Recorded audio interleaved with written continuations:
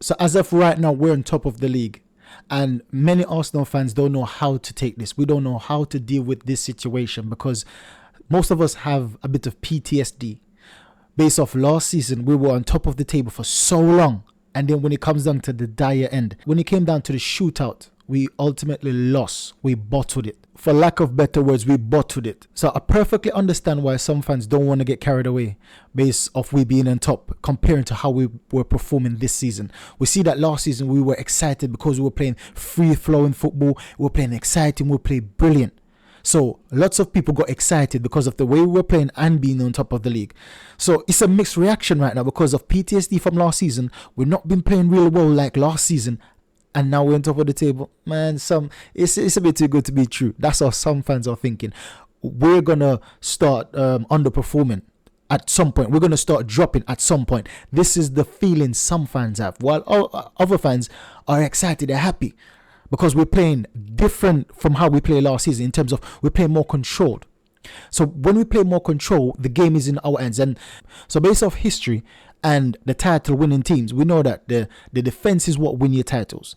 And this is it, that our defense is so much more better than it was last season. And so far, we are the best defending team in the Premier League by far, I would say. So when you take a look on that side of things, you can say that, oh well, last season we conceded more. Even though we scored more, we conceded more. But that's not what win you titles. It's a strong defense. So this season we play more control. We're not as free flow. We're not scoring the same as much goal as we were last season. But the way we're defending is absolutely brilliant. Now this video epitomizes how some fans feel right now. Take a look. How an Arsenal fan handles being top of the league. What's wrong? We're top of the league. Why is that bad? We keep winning. Isn't that a good thing? No. Surely the more points we get... The more points we get, the more hopeful we get. If we want to win the league, we can't be top of the league. If we're top of the league, someone's going to catch us. So you want to be lower in the league? Yeah, then we might win it. As low as Tottenham? Not that far down the table. Okay. I still think we'll win the league. Why are you saying that? So I just want to shout out Declan Rice right now because we see that last season, that's one of the reasons why we declined. That's one of the reasons why we failed, because we didn't have a centre mid to lock it down. We didn't have a centre mid to take control of the midfield, to be strong, aggressive against opponents. We had Partey, but Partey's been in and out the team. And this is why I've been saying that so far he's been in and out the team. He's been, 3 matches, and then that's it for the whole season. Like literally the whole season. He's gone. He's gonna be coming back a few games before the end of the season, and that's it. We can't rely on Partey. That's what I've been saying from last season, and now we've got Declan Rice, and we see that he's making a massive difference. Take a look at these stats. He's the man of the match against Crystal Palace, a very tough match. Man of the match against Man United, and scoring a goal. Man of the match against Chelsea. Another difficult match that we have to come from behind. Man of the match against City, the biggest match of our season because City are our title contenders, and we managed to beat them. Declan Rice being the man of the match. Man of the match against Brentford. So you can see that all these 5 matches are big matches. So our £100 million player is performing in big matches. So far, I don't want to hear about Enzo Fernandez. I don't want to hear about Caicedo. I don't want to hear about no one in the centre mid to be compared to Declan Rice, because we see that during the summer transfer window, everyone was comparing Declan Rice to these players and said he's the worst. He's the worst out of these 3 centre mids, being Enzo, Caicedo, and him. He's the worst. And so far, in terms of consistency, in terms of driving the team forward, in terms of the ability, the quality it brings to our team, by far is the best. Especially consistency, by far is the best. So I just want to give a big shout out to man like Declan Rice. Now this image has been doing the rounds on social media, and this is basically Eddie Nketiah chance when he came on. We see that number 1 was him taking a shot. Number 2 was passing it to Saka. Number 3 was passing it to Odegaard. Now there's another option, and I would put that option at number 2 and put Saka at number 3 and put Odegaard number 4. And obviously you know that's Trossard. You see Trossard make that run. Now some might say that he's offside, but if Nketiah had done that reverse pass quicker, he would have been onside. Now if he had done that reverse ball quicker, then Trossard could have taken a shot or passed the ball along the ground to Saka for a tap-in, or Odegaard for a tap-in, or even cut it back to Nketiah that would make a run, a later run, basically in the middle, having a clean shot and goal, because then it will be 4 against 2. 4 attackers against 2 players. So this is what I'm saying, that yes, I understand that strikers need to be selfish, but Eddie Nketiah did not get it right on this one. And I believe that he needs to improve in his selection, in his assisting, in being more of a team player. Because yes, when you are selfish, you tend to get more goals. But this was not this was not the time to do it. It's 4 against 2, and you're gonna have a shot from that position. That just screams utter selfishness. Now, Bukayo Saka was speaking in an interview, and he said, the managers know a bit more how we play, and it's up to us to adapt in each game and find solution. Of course, each game is different, but we know we can get a lot better. We're especially working on breaking down teams, but we're still getting really good results, and we're top of the league, so we can be happy. So we can be really happy. So this is Saka basically saying that, listen, based off last season, team has figured out Arsenal, our Arteta plays, our Martinelli plays, and our Saka plays. How we play as a team and how we play individually in phases. And for me, this is why you have to take a look on the whole picture. Now we can understand why Saka has not been performing. And I've been critical of Saka, and I have to hold my hands up and say, man, I'm wrong about this. I'm not wrong in the sense of he's not been performing as good as he was last season. I'm just wrong in how I judged him. Now, when he put it this way, I have to take a step back and look into what he's actually saying. Now, if team has figured out how Arsenal plays and how Saka plays by basically doubling up on him, and let's go into the other quote that he made. This was the other quote he made. He said, I feel a lot of games I'm facing a double team with 2 guys on me, and it's a shame. And it's the same for Gabriel Martinelli. It's happening in every game. I keep watching all my games back, trying to find solution, what I can do better. In the end, I just feel like I need to understand that this is how it's going to be this season, and I just need to deal with it and keep finding a way like I did today. That's what I need to keep doing. So Saka understood, or he understands, that this season is going to be different from last season. So the output he was creating last season is not going to be the same. The carries, the successful dribbling is going to cut drastically, because if 2 or 3 people are doubling up and tripling up on you, there's only so much you can do. You're not Superman. And this is why I believe that, because it's such a high expectation, especially last season, had a brilliant performance last season, we have this superhuman expectation of Saka. And this is why sometimes I myself judge him unfairly. So Saka understood that, listen, Gabriel Martinelli, and if you remember a few matches ago in the Champions League, when Martinelli had that superb match, he said that, listen, Arteta keep telling us that we need to do one-on-ones, we need to do more one-on-ones. So Arteta understand that he needs to give them confidence, he needs to give them motivation to keep trying, to keep taking on guys. And we can see that Saka has not been the same in terms of he's not driving as much, he's not taking man as much as he once was or he used to last season, and it's because he's trying to figure out what to do. And I believe that Saka should pattern the play of Salah, because Salah was the same thing when Salah started to burst onto the scene, starting to be basically the best right winger in the league. Salah had to deal with the same thing. So I think that Saka should watch some more videos of Salah in that time span, when Salah was basically the main guy in the league, ripping up the wings. He should take notes on how Salah dealt with it, because it was in the same situation where Salah was being doubled up and tripled up on as well. Even now, Salah is the same thing. But the output of Salah scored 10 goals this season and had I believe it was 16 goal and assist contribution, which is second to Haaland.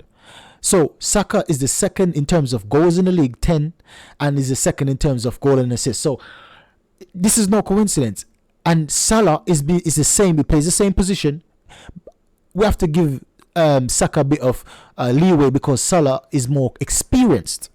And because he's more experienced, he knows how to maneuver being marked by two different players at the same time, or sometimes 3. He knows how to do that. So we need to give Saka a bit more time to develop on that level, to know how to use a player, or to manipulate different players on the pitch. If you watch an anime that I made reference with, you see that Isagi knows how to use player to manipulate player for his own benefit, to use player to misdirect his runs and things like this. So I believe that Saka needs to go to that next level, and I believe that he will, because he understands that, man, I need to try to find solution. He already sees that, he already knows that, and he's trying. You can see him in the matches trying to find solution. Now let me get to one of the solution that he's found in this match. This was the solution he found in this match. Always going to the back post.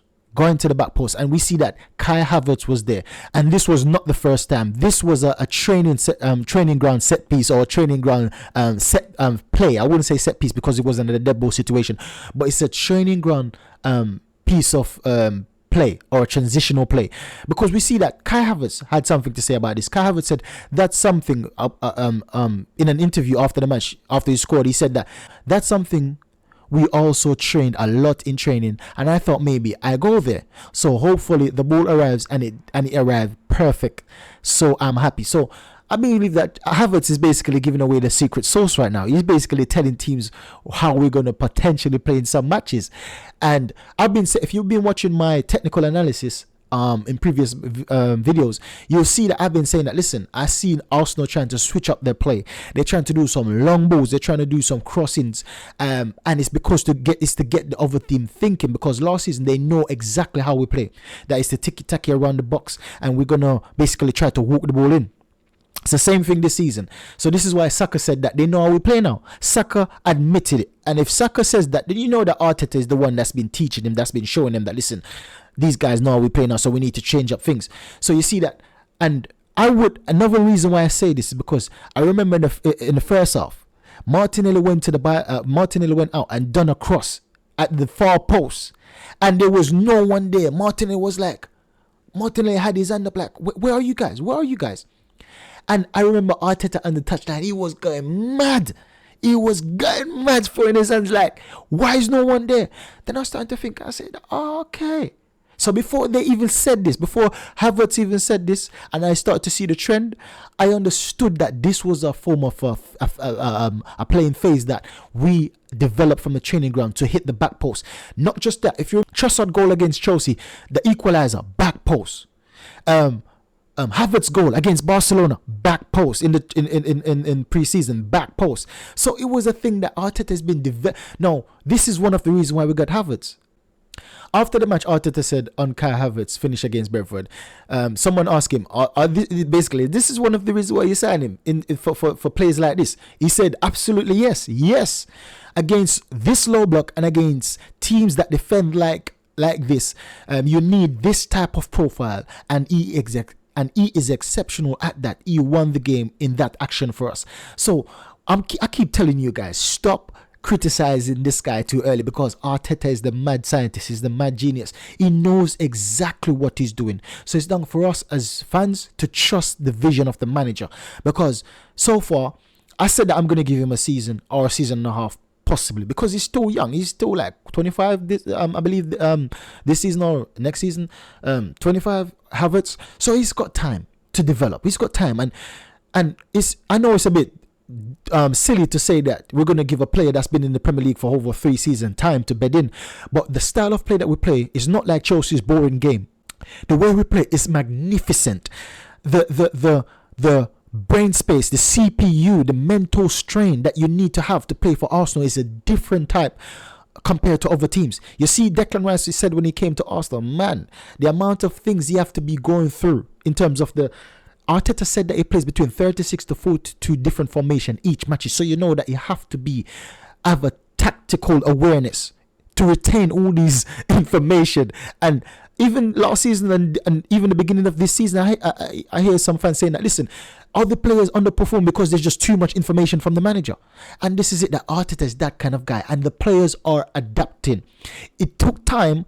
It took because the first 2 seasons we see that we got 8 players. It took time for them to start to onboard these information, because it's difficult to attain or retain certain information that you've never received before. Because Xhaka said that, listen, I've never known how to play football until Arteta taught me that, listen, I didn't know how to play football. Jorginho said a similar thing. Odegaard said a similar thing. So all of these players can't be that illiterate in terms of football sense. All of these players can't be that dumb in terms of football sense to say that Arteta has come and teach them how to play football the way it should be. So you have to start to think that this guy, Mikel Arteta, is a special manager. He's special. Now that's the perfect segue into this stat. Now Arteta has managed his 200th game for Arsenal in our comps. No other Arsenal coach has won more games, 116 in their first 200. And obviously he's talking about Graham and Wenger. Now we know, for me, Wenger is one of the greatest managers in the world, one of the greatest managers that's ever lived. The way he's been consistently producing top four performances with a relegation team.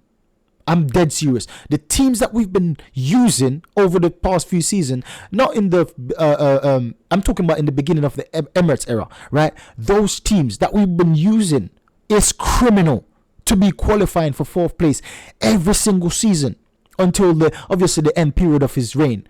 Every season with players like that, we've been selling our best players.